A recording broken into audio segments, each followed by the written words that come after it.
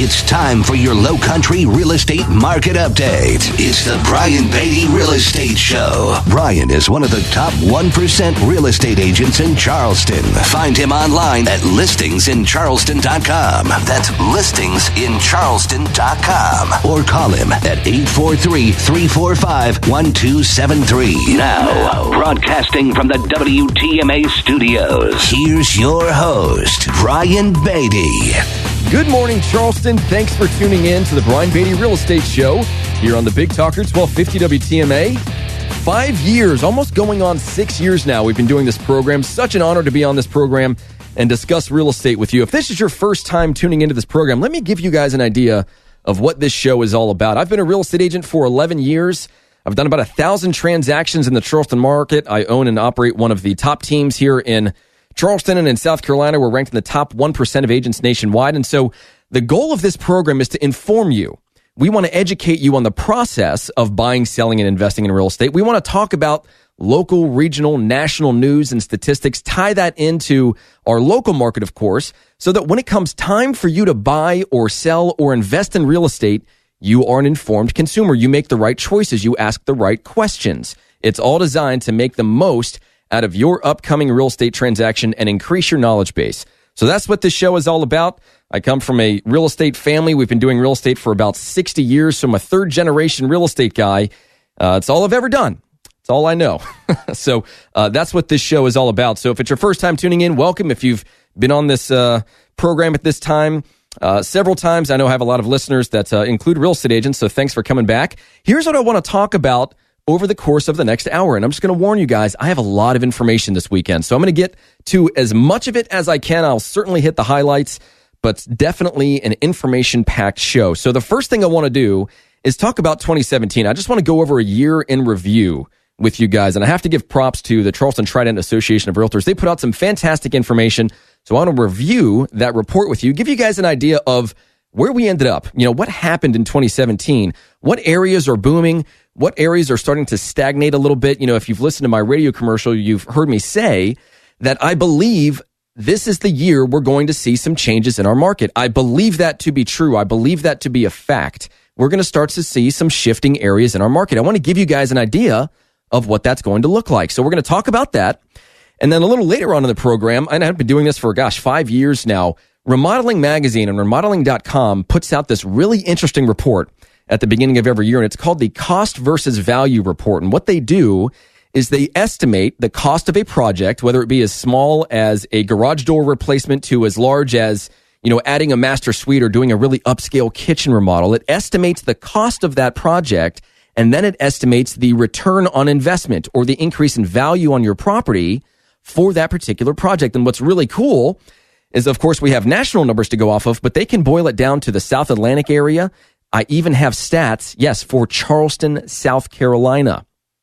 So, really good, relevant information there. I'm going to put that information on my website, listingsincharleston.com. I won't read through everything, but there's some really good information there. And then finally, I want to talk about how to hire a contractor. If you listened to my show a few weeks ago, I estimated that there are going to be a lot of people this year that do a remodel on their house. They're going to choose to stay. They can't find what they're looking for. They're just going to remodel their house. So if you're going to do that, if you're one of those people, you need to understand how to hire a contractor, the right questions to ask, what you should require of them, how to pay them, how to watch out for scams. So I'm going to give you that information as well. So without further ado, let's get into this report. I want to talk about 2017.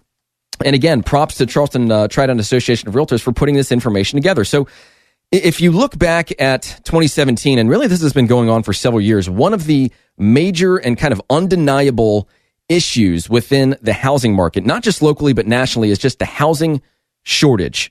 Year over year inventory levels have been down in most markets for several years now. And that trend is expected to continue into 2018 in most areas of Charleston. I will say that there will be some areas, in my opinion, that will start to see an oversupply of properties, which means we will shift from a seller's market to either a normal market or in some instances, a buyer's market. And I'm going to tell you some of those areas in just a minute. But that's really the big picture here. Yes, prices are going up. New construction. Gosh, we are just booming with new construction. Look at all the new industry coming to Charleston. We're going to have to find a place to put them all. So we've got new construction. We're going to talk a little bit about distress sales as well. Is that still a thing? Are there still foreclosures and short sales out there that you can get a good deal on? We're going to talk about that in just a minute. We're going to talk about sales, listings, showings, all of that fun stuff. So let's just let's dive into this. I want to talk about new listings first. New properties that are hitting the market. And let's break this down by area. The top 5 areas that saw an increase in new listings in 2017 was Johns Island. They were up 37%. Seabrook was up 23%. The Wando-Cainhoy area, Clements Ferry Road, was up 16%, Kiowa 15%, and Goose Creek 11%. The bottom 5 areas in 2017 were Upper Mount Pleasant. We actually had a 2% reduction in inventory.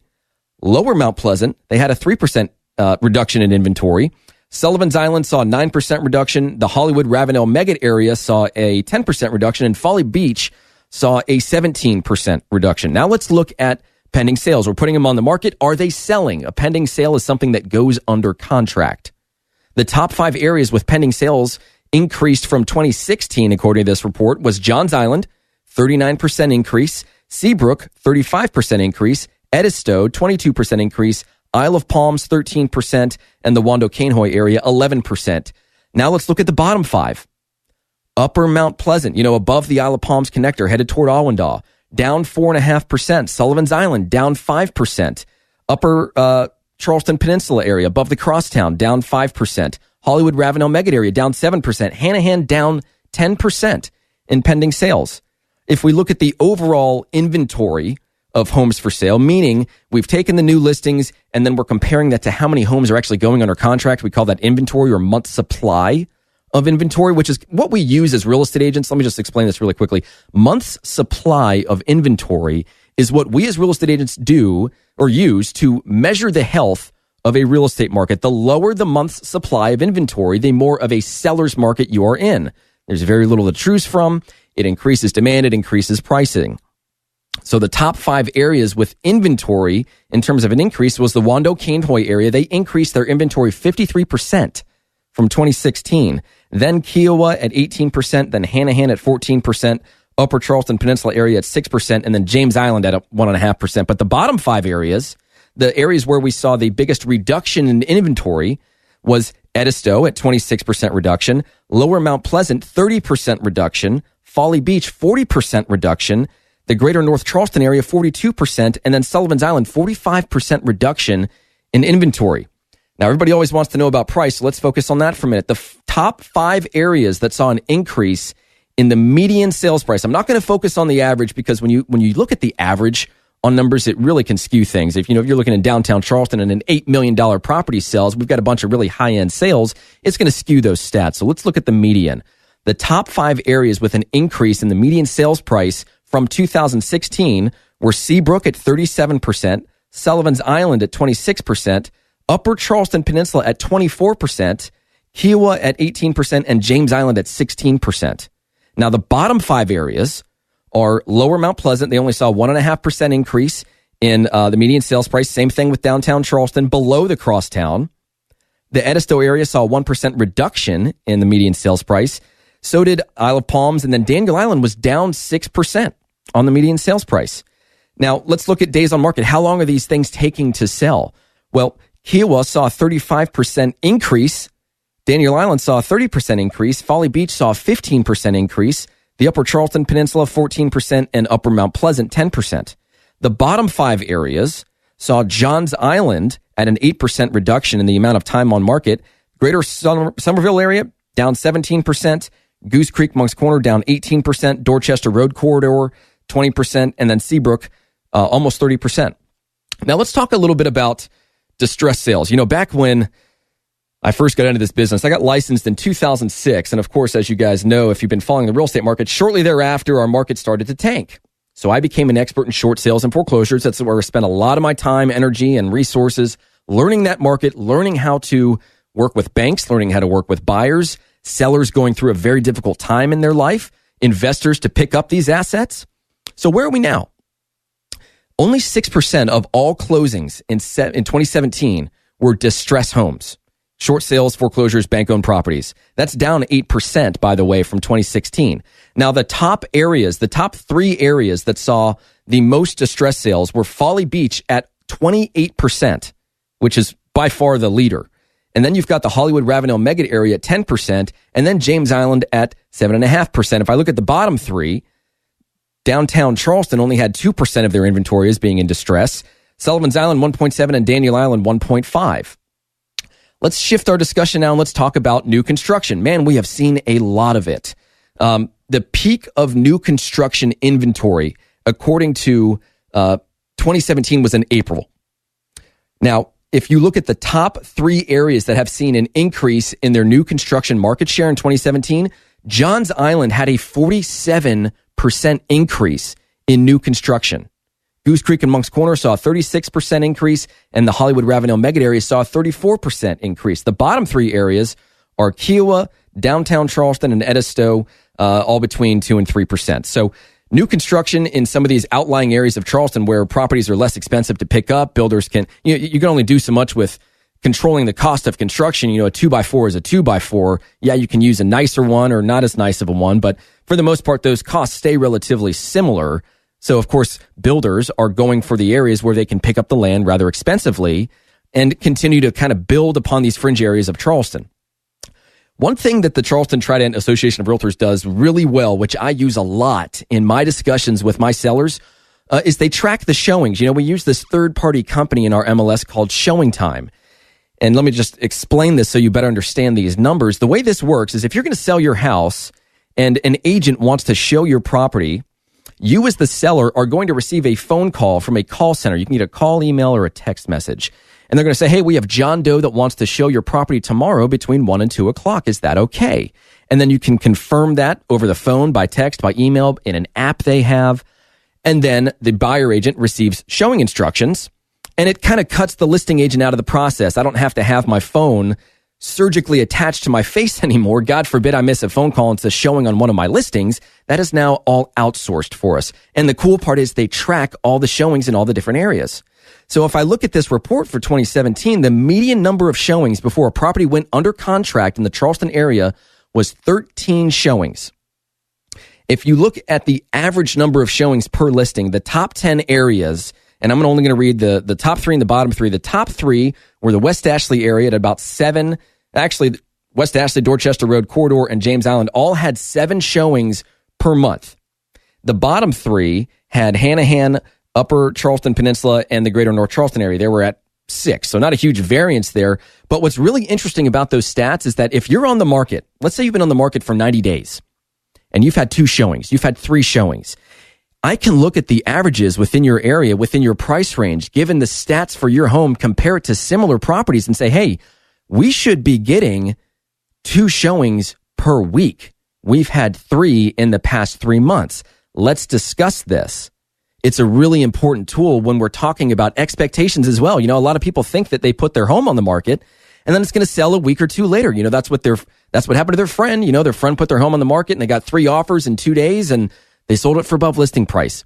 Yes, that can happen in our market, but that's not the norm. That's not what you should expect out of this process. Now, of course, there are strategies to create that. It mostly has to do, of course, with pricing, right? You've got 4 major areas here: price, condition, marketing, and motivation. If you're not very motivated to sell, you're certainly not going to underprice your property, right? That's probably going to mean you're going to get less showings. It all ties together. So that's the showings review. Now let's just look at a few different areas, and then we're going to move on here. Let's look at Berkeley County. If you look at the total number of closings we had, closings were up about 8% from 2016. About 31% of them were new construction. The median showings to pending were at 12. The average days on market was 46, and they were getting almost 98% of their asking price. In Charleston County, we had about 9,500 closings. That was up only 2% from 2016. 18.5% of that was new construction. The median number of showings until the property went under contract was 14. They were at 59 days, average days on market, and you're getting about 96% of your asking price. And then in Dorchester County, closings were only up 1% from 2016. 20% of it was new construction. The number of showings until it went under contract was at 14.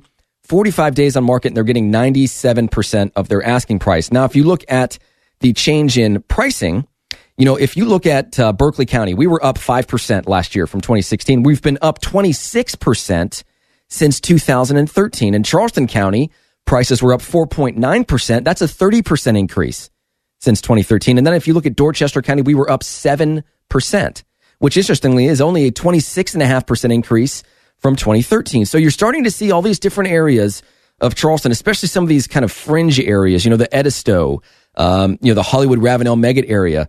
They're starting to recover now. They were kind of the last to recover. You always have, downtown Charleston, Mount Pleasant, some of these more popular areas recover first because that's where all the action is.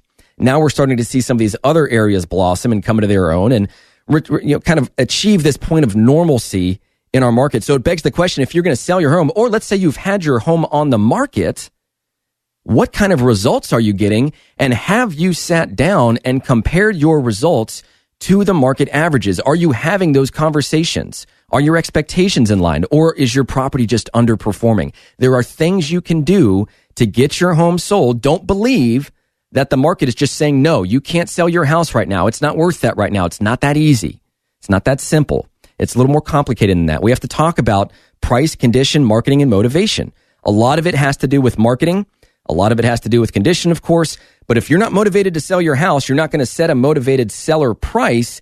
And buyers are savvy in this market. They're probably not going to go for your property if it's 10, 15, 20% overpriced. That's just what we're seeing right now. A lot more could talk about on this topic. I'm going to switch gears here after we come back. And I really want to get into this cost versus value report for 2018. So when we come back, we're going to talk about that. If you'd like to reach out to me, if you have a real estate question, you want to know what your home is worth in your area, you want to stay up to date with trends in your neighborhood, a lot of really cool and free tools that we have that we can offer you. Give us a call, 843-345-1273. That's 843-345-1273. Or go to my website, listingsincharleston.com. That's listingsincharleston.com. And by the way, I do have 2018 buyer, seller, and millennial guides to home ownership on my website right there on the front page. A lot of really good information there about what I think is going to happen and what you need to know to prepare yourself for a successful transaction in 2018. So just go to my website, download that, listingsincharleston.com, and I will be right back as we talk more on the Brian Beatty Real Estate Show on the Big Talker 1250 WTMA.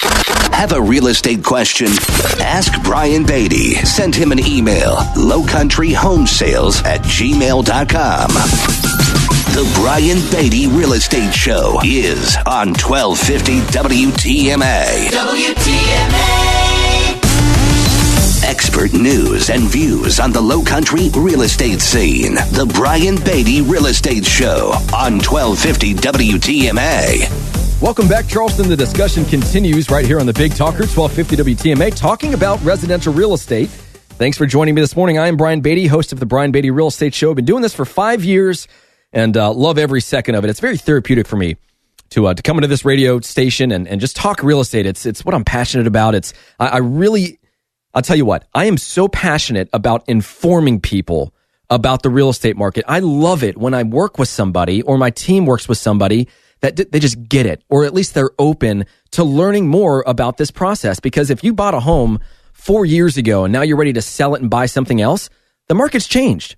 So we want to talk about that with you. That's the goal of this program, is to help inform you on current market trends, help you better understand the process right now so that you can make some informed and educated decisions and have a successful transaction. So thanks for tuning in. And what I want to talk about now is the 2018 Cost versus Value report from Remodeling Magazine. And again, every year they put this out in January, and it tracks and estimates the cost of various projects, dozens of projects, anything from, replacing your garage door or your windows or your roof, or doing a renovation to a bathroom, or doing an upscale kitchen renovation, doing a sunroom. It tracks all of those costs per area, different from the West Coast than it is on the East Coast. And then it tells you how much value you can anticipate receiving from that project. It's really cool. It's an awesome report. Of course, there are some grains of salt that I'm going to mention over the course of the next few minutes.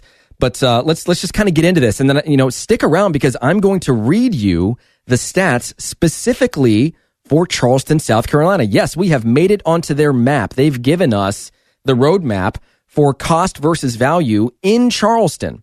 The actual cost in Charleston for these projects and then the anticipated value, which is done by surveying real estate agents to determine what they feel the value would be after that project. So, as home prices and mortgage rates are rising, more and more people are choosing to just stay put and remodel. And depending upon the project, some of those returns can actually be fairly diminishing. Remodeling and spending is expected to approach like $340 billion in 2018, which is up almost 8% from last year. And that's according to Harvard's Joint Center for Housing Studies. And so more homeowners may choose to remodel, but those who do really high-end projects, according to this report, are going to see less value in some of those remodels. And that is this expensive project that you're going to do, these expensive upgrades and additions. They're paying back less in the resale value of homes. And that's according to this annual cost versus value report from Remodeling Magazine. So here's what's interesting about this cost versus value report.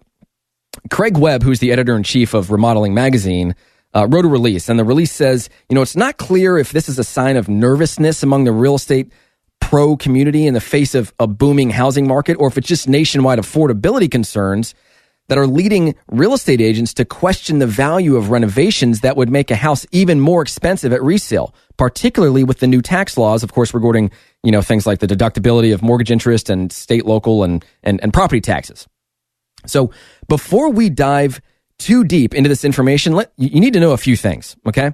Number one, this is a report that's generated based off of two major components: construction cost estimates, which were generated by a company called Remodel Max, which is it's a publisher of estimating tools for remodelers. They use this software to anticipate the cost of a remodeling project. And so this company prepares a detailed construction estimate for each project, and then they adjust their baseline based on the market they're in to account for, variation in pricing.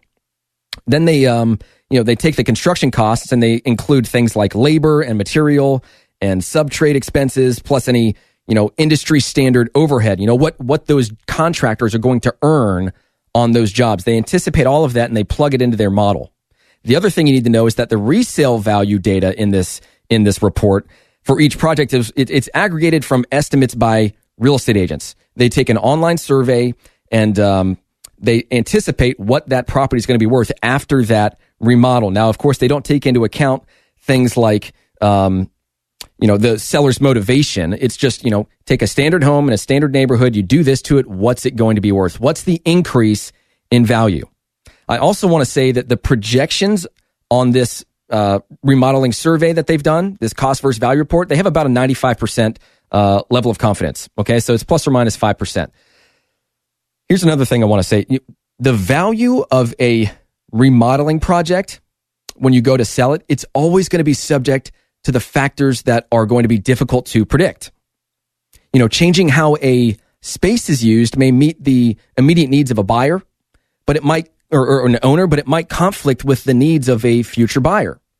Converting a small bedroom into a huge grand master bathroom might be perceived as something awesome by one buyer, but now if you've got a buyer that was looking for a 4-bedroom home and you've made it a 3 with a really nice master bath, it no longer fits their needs. So you have to take that into account when we're looking at this report. You put on a sunroom, you convert a screened-in porch to a sunroom. Yeah, you now have more square footage, but now you also have more maintenance costs. You have more utility bills, so on and so forth. The last thing I want to say, and most importantly, this is really important for you guys to understand, is that real estate is local. It's hyper local. How the value of a remodeling project is perceived is going to depend greatly on a variety of factors that traditionally affect home values. You have to look at things like the condition of the rest of the house, the value of the comparable properties nearby, and the rate by which these values in the surrounding areas are fluctuating. So what's really cool about this report is that you can find out how much value you're going to get for your remodel or replacement job in a very specific market. Let's say you own a home in Chattanooga, Tennessee, and you want to know how much it's going to cost to remodel your master bathroom. This report will tell you that. You can hone in on a region, you can hone in on a specific city. And I'm going to put this report on my website, listingsincharleston.com. If you just go to the blog section, it'll be the first one on there. You can click right there. You can download the entire report. I've already paid for it. It's done. It's yours to have. So listingsincharleston.com. So let's look at just a few key trends from this report. Okay. As for types of renovations, external changes to the exterior of the property are the ones that are paying back the most. Things that increase curb appeal, as well as outdoor living space, they're seeing the greatest increase in payback right now. The garage door replacement is up 18.5% from last year. Wood deck additions are up 18% from last year. Manufactured veneers, stone veneer, it's up 16% from last year. Those that are seeing the least gains in value are for the majority of the upper scale interior projects. You know, a master suite addition is down 15% last year. A major kitchen remodel is down 11% from last year. So if you're going to remodel your home this year, and I anticipate there being a lot of you that are going to do this, the people that decide to kind of rein in some of their big ideas are the ones that are going to see some bigger returns. You look at a minor kitchen remodel, it's going to pay back about 81%. And that's nationally. We'll talk about the local numbers in a minute. But the major high-end kitchen remodel is just 59%. You're only going to get 59% of your money back in value. It's same for bathrooms. Why? Taste.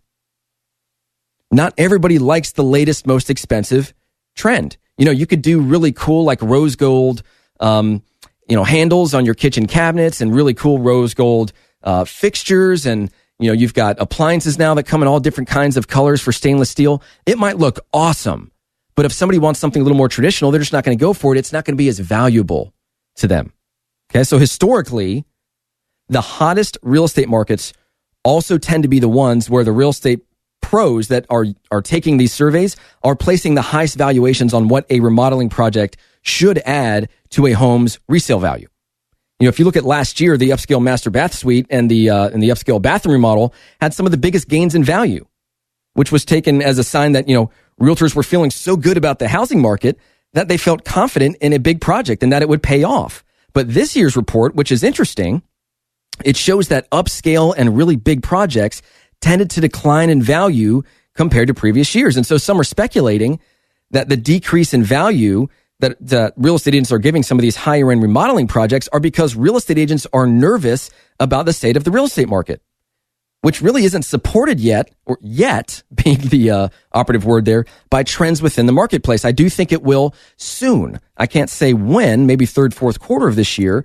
But if you look at the National Association of Realtors and the Case-Shiller Index, I mean, real estate values are expected to rise about 5% nationally. I think it's going to be about the same in Charleston, maybe slightly less than that, but who knows? That's just a projection. In my opinion, the result of a lower return on investment for high-end projects is just due to the realtors concerned about affordability of the house. You're making a very expensive home even more expensive. So what you can't calculate is the simple fact, again, that taste affects value. Regardless of what you spend, to that prospective buyer, the remodel has to fit the house and it has to fit the market's expectations based on your location and price range. If you live in a $200,000 house, it does not make sense for you to spend $40,000 on a kitchen remodel. Now, you might enjoy the heck out of that kitchen for a long, long time. It might be your forever home. If so, go for it. Have a ball. In terms of resale, I'm here to tell you that that's probably not the right move, right? And we go through this all the time with our sellers. We get contacted by somebody that wants to sell their house. And, you know, of course, we love working with them and we love those kinds of phone calls. They've already done the work. And had we been called beforehand, we would have been able to tell them, you know, spend your money here, save your money here. It's all about getting the best bang for the buck. If you're going to sell it, let's remodel it to sell it. And generally speaking, and this is the truth, I do not encourage people to remodel. I encourage them to repair. Remodeling is very specific. If you're changing something in the home that is dated and you're putting something new into it, you're likely not going to see as much of a return on investment as you would if you're doing a repair or a replacement. Now, of course, that all comes with a grain of salt, which is why all real estate is local. If you live in $1 million neighborhood and you've got, you know, cheap Lowe's countertop or cheap Lowe's cabinets and Formica countertops and, you know, vinyl inserts into your bathrooms, and everybody else has the high-end kitchen with Thermador appliances and beautiful tiles surrounding their bathrooms and high-end vanities, we're going to have to take that into account when we price the property because buyers want that. They expect that. They see that they can get that. So we have to take that into account with our pricing. So I'll tell you what, I'm going to take a break, and when I come back, I'm going to dive a little deeper into this. I'm going to give you specific stats for Charleston, South Carolina, as it relates to the project type, the project cost, and the increase in value that you're going to see from that. So stick around. This is the Brian Beatty Real Estate Show right here on the Big Talker, 1250 WTMA. And again, go to my website, listingsincharleston.com. The report is right there for you to download. I think it's about a 10-page report, all kinds of great stuff in there. Look at what you're deciding to do to your home this coming year or next.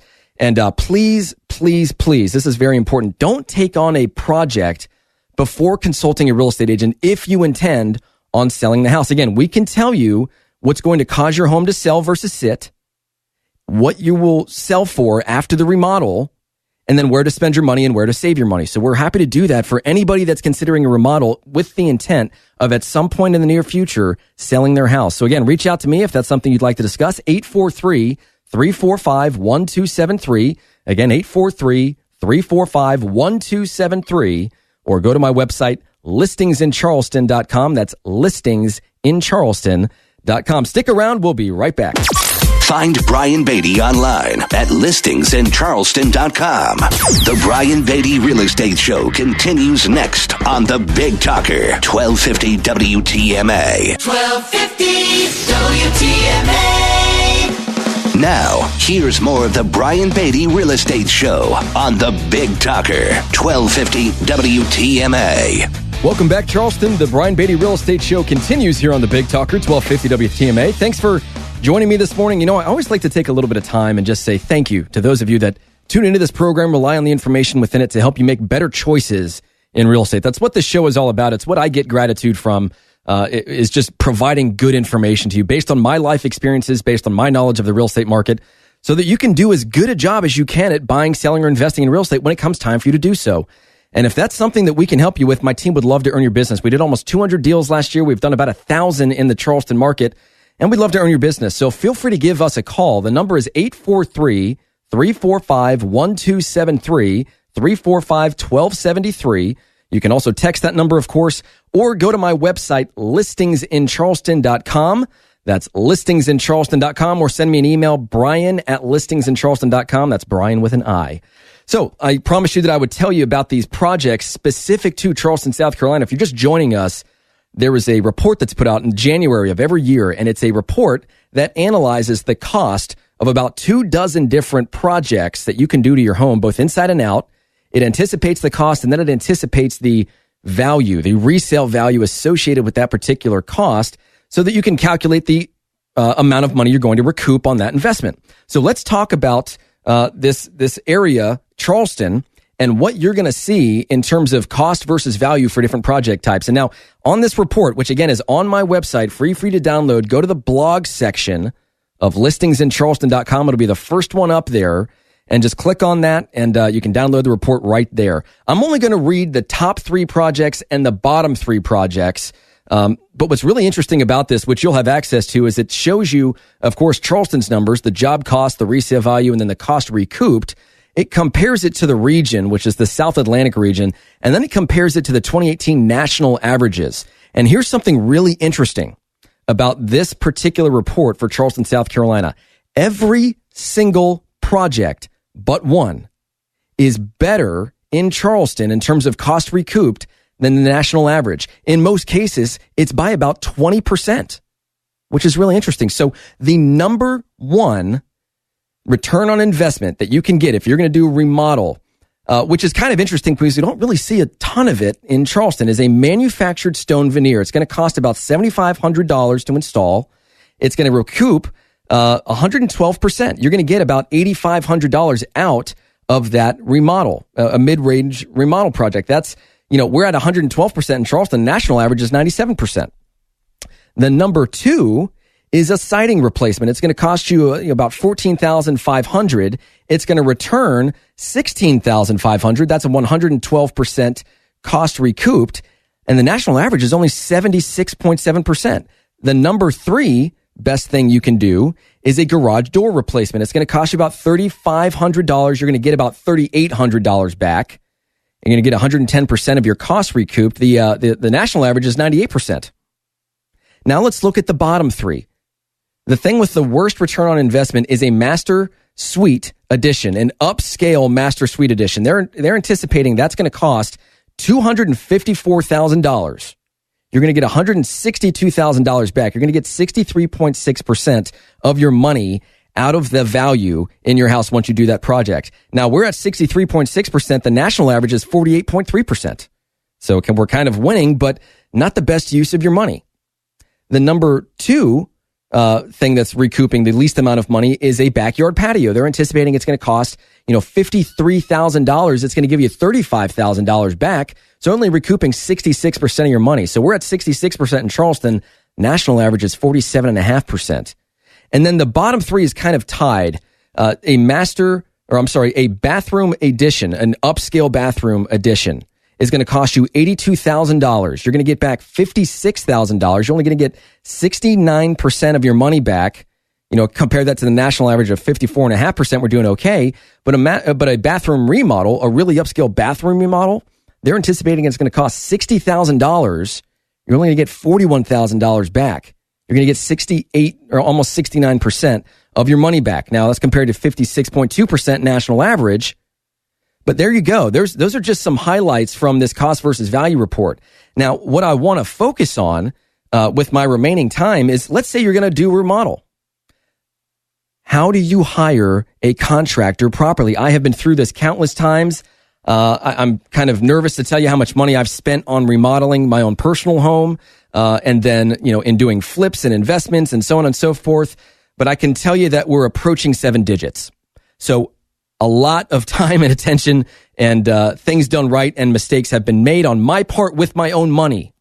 So that's part of what this show is about, is sharing some of my life experiences with you. So I want to get into that, and we're going to take a quick break so that I can give you all that information. Remember, if you want access to this report, go to listingsincharleston.com, click on the blog section. It's the first thing right there, and you can download it right there, listingsincharleston.com. But better yet, if you're considering doing a remodeling project with the intent of at some point selling your house, please, please, please, please, please, do not start the work before you talk to a real estate agent. This report is great, don't get me wrong, but a really good real estate agent is going to tell you where to spend your money, where to save your money, what's going to give you the best bang for the buck, what's going to cause it to sell for more money, what's going to cause it to sell faster, what's going to cause it to sit, so that you don't go and spend a bunch of money you didn't need to spend that you're not going to see a return on, or a very attractive return on, okay? So give us a call if we can help you with that. 843-345-1273. That's 345-1273. Or go to listingsincharleston.com, and I will be right back for the last few minutes of the Brian Beatty Real Estate Show here on the Big Talker 1250 WTMA. Stay tuned for more of the Brian Beatty Real Estate Show on 1250 WTMA and WTMA.com. You're listening to the Brian Beatty Real Estate Show on the Big Talker, 1250 WTMA and WTMA.com. Welcome back, Charleston, to the last few minutes of the Brian Beatty Real Estate Show here on the Big Talker, 1250 WTMA, which, of course, airs every Saturday at 9 and then plays again Sundays at 10. So if you missed some of this information, you're welcome to tune in on one of those days. And, of course, go to my website, listingsincharleston.com, which has all of my radio shows on it. So if you feel you've missed some information, you want to get caught up, go to listingsincharleston.com. You get the information right there. Now, I want to talk for the last few minutes about how to hire a contractor. And I'm going to speed through some of this stuff. I kind of hate to do that, but I really want to get this information across, because we just talked about remodeling the projects that you can do when you're remodeling your home, the anticipated cost in Charleston, South Carolina, and then the anticipated value after that project is done. So let's talk now about how to hire a contractor. The first thing you're going to do, of course, is your research. You're going to check with your friends, neighbors, coworkers who have used a contractor. If you can, take a look at the work that was done. Ask them about their experience. Look at sites you trust that post ratings and reviews. Do people seem to have similar experiences, good or bad, with a particular contractor? Can you also check out a contractor's online reputation? You can search, for company names with words like scam or ripoff or complaint. Find out how long they've been in business. Look for an established company with a record of doing things the right way, a good reputation that you can check out. Look for qualifications like licensing. A lot of states, but not all, require contractors to be licensed and or bonded. Check with the building department or the Consumer Protection Agency to find out about licensing requirements if you don't own a home in this area. Licensing can range from simple, registration to a detailed qualification process. So ask for a current copy of that contractor's license. And before you hire the contractor, of course, the first thing you're going to do is you're going to get estimates from multiple contractors. Once you've narrowed down your options, you need to get written estimates from them, several of them. Don't automatically choose the lowest bidder either. I've made that mistake before. Ask for an explanation to see if there's any difference in price. One of the things that they really like to get you on is something like, let's say you want to have a new vanity installed in a bathroom. So their quote's going to say install new vanity. And then we're doing the project and they're saying, hey, where's the vanity for us to install? And you say, well, wait a minute. I told you the vanity I wanted. Why isn't it been purchased? Oh, they said, oh, no. The quote didn't say supply and install the vanity. It just said that we're going to install it. That's our installation charge. You have to buy it. Those are the little loopholes that can cost hundreds, if not thousands or tens of thousands of dollars if you're not crossing your T's and dotting your I's. I've made that mistake before. Thankfully, it didn't cost me very much money, but let me be helpful to you and make sure that if we're talking about certain things that are going to be put into the house, who's paying for it? Who's supplying it? Who gets the right to choose it? Okay? Ask a lot of questions. How many projects have they done in the past year that were similar to mine? Ask for a list. See how familiar this contractor is with your type of project. You also need to ask, of course, is my project going to require a permit? A competent contractor is going to get all the necessary permits before that work begins on your project so that you're in compliance. And I'll tell you, there are a lot of lenders that will not lend if they find out a major remodel's been done without a permit. Something for you to know, because that's an insurance issue as well. Ask for a list of references. My gosh, this is so important. Ask that contractor to give you names, addresses, phone numbers of at least 3 projects they've done that are similar to yours. Ask that client, how long did that project take? Was it completed on time? Was that person satisfied with the job? Were there any unexpected costs? Did workers show up on time? Did they clean up after the job? He should be able to give you those references if he's confident in his work. Now, insurance is a really big deal. What type of insurance do you carry? Do you have personal liability? Do you have workers' comp? Do you have property damage coverage? Ask for copies of these insurance certificates and make sure they're current.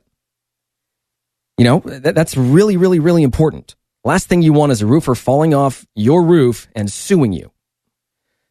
Are you going to be using subcontractors on this project is a question you should also ask. If so, make sure those subcontractors also have current insurance and licenses. That's really important. Now, you need to understand, before you hire this contractor, you need to understand what your payment options are. For smaller projects, there are a lot of contractors out there that take check and credit cards. Don't pay cash. Do not pay cash. I'm telling you guys, just don't do it. Just don't do it. Okay? A lot of people can arrange financing for a lot of larger projects. Those are some things that you can look into, but try to limit your down payment and set up a payment schedule during the project. And that payment schedule is going to be contingent upon the completion of defined amounts of work. This way, if the work isn't going according to schedule, the payments to your contractor are going to be delayed. They've got to do the work in order to get paid. Now, let's say you've selected a contractor. You want a written contract. It should be clear. It should be concise. It should include who, what, when, where, the cost of the project. And before you sign it, make sure it has, the contractor's name and number and licensing info, an estimated start and completion date, payment schedule, contractor's obligation to get all the permits.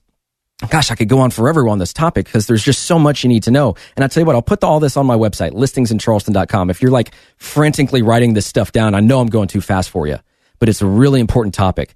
You need to have all of your ducks in a row as it relates to getting a written contract from your contractor. And then after you hire them, this is really important. Keep your records. Keep all your paperwork related to your projects in one place. You need to make sure you have copies of the contract, change orders, any correspondence you've had with your contractor, especially if you guys have a disagreement on something.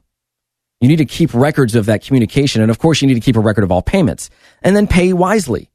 Don't make that final payment or sign an affidavit of final release until you're satisfied. Besides being, satisfied with the work, you also need to know that the subcontractors and the suppliers have been paid. It's possible that they could file a mechanics lien against you on your home to satisfy those unpaid bills, which might cause you to sell your home if you can't pay them. So you need to protect yourself by asking the contractor and every subcontractor and supplier for a lien release or lien waiver.